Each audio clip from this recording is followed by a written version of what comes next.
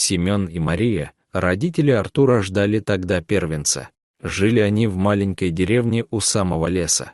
Это уж потом деревня обросла домами, и появился поселок, а тогда только дом с постройками и стоял.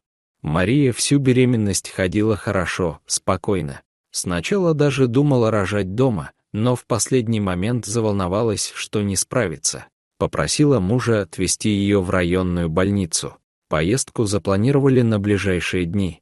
Ночью разразилась сильная гроза. Грохотало так, что хоть уши затыкай. Утром Мария почувствовала схватки. Семен завел старенький автомобиль, помог жене сесть и поехали. Дорога идет через лес.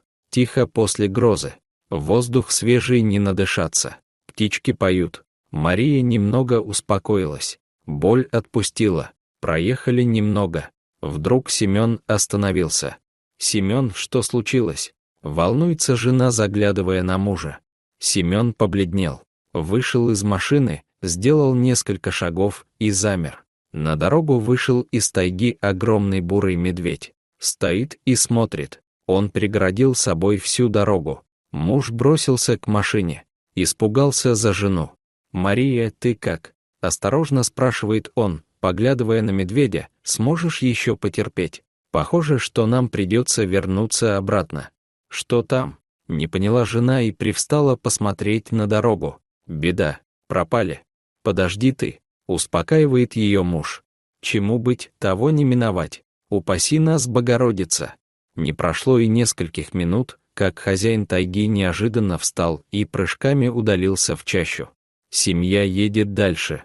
Показался мостик через небольшую речку. Кругом народ стоит. Подъехали ближе. «Чего там, мужики?» — кричит Семен толпе. «Пустите, нам в больницу надо. Жена рожает». «Никак нельзя». Машет на него здоровенный детина. Мост рухнул. А по мосту семья цыган ехала. Все погибли. Горе какое. Давай в объезд езжай.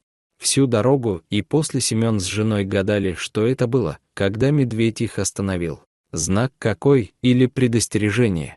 Если бы они первыми проехали по мосту, то точно бы погибли. Родился мальчик. Назвали Артуром. Мальчик рос крепким и сильным. Одно слово — богатырь. Характер молчаливый и добродушный, но если заметит, что кого-то обижают, бежит со всех ног заступаться.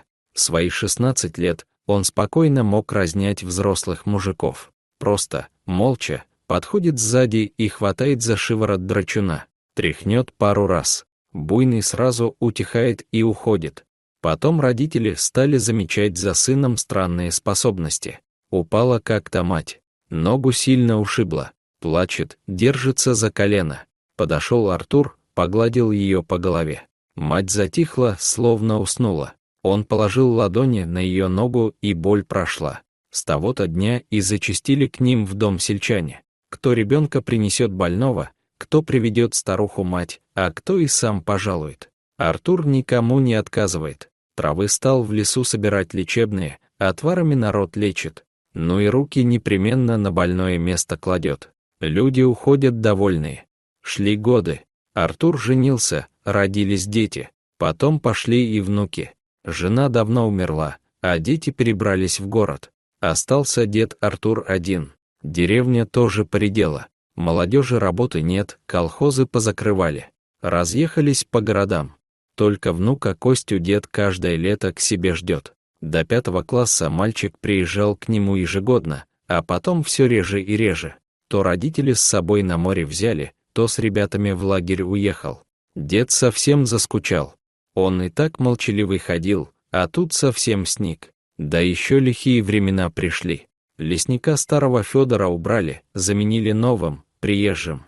Выстроили вместо скромной охотничьей избушки целый комплекс с баней и корпусами для гостей. Теперь зачастили в лес охотники. Шум от их стрельбы стоит, в деревне слышно. Все зверье и птицу распугали. Потом пьют, и на весь лес музыка орет.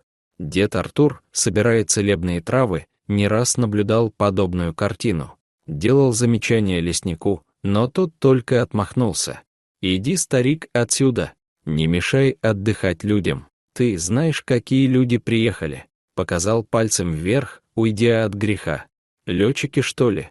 Не понял старик, глядя в небо, так лес тишину любит. Здесь слушать надо, а не орать, как сумасшедшим. Но лесник, молча, вытолкал старика. Артур ушел, пробираясь сквозь завалы сухих деревьев, бредет домой. Лес совсем запущенный стал, некому сухостой вывести. Слышит тихий писк, раздвигает валежник, а там мертвая волчица. Рядом скулят два крохотных волчонка.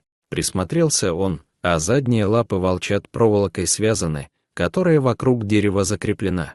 Это ж какое зверство! Разозлился он, как можно над животиной так издеваться.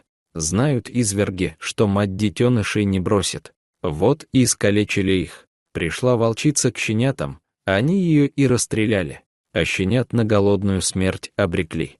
От жалости к малышам сердце сжалось. Снял он проволоку с лап, только поздно уже. Лапы волочат, кости сломаны. Положил Артур их в свой рюкзак и направился к обидчикам, к высоким гостям. А кто еще на такое способен? Идет, а у самого все в душе кипит. Это как понимать? Кричит дед на полуголых троих мужчин, что вышли из бани и сидят в беседке, даже звери на такое не способны. Он достал из мешка щенят и положил у их ног. Те пищат, пытаются уползти. Ха, глянь, живые еще. Хохочет один, тыкая пальцем на волчат, живучие звери. Это вы звери, заорал Артур и схватил его за горло. Убирайтесь из нашего леса, пошли вон. А то что? Смеется другой, вставая из-за стола. Бомжара, ты кому тут угрожаешь? Артур от такой наглости опешил.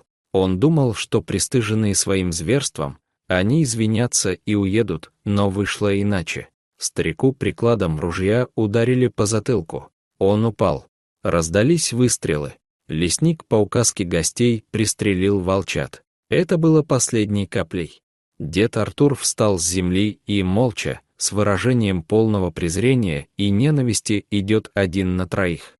«Тебе что, жить надоело, дед?» Усмехается толстый, стой. Стреляю. По тайге прогремели раскаты выстрелов. Потом страшный звериный рев. Когда приехала полиция, то все гости, что находились в беседке, были разодраны в клочья. Лесник ничего толком объяснить не смог. Нес какой-то бред. Они его убили. Заикается лесник, а он — медведь. Медведь их на моих глазах порвал. Я только в бане укрылся, а потом в лес утек зверь. Дед Артур с того дня пропал. В деревне его тоже никто больше не видел. А в лесу появился огромный бурый медведь. Многие мужики видели. Деревенские поговаривают, что это и есть дед Артур.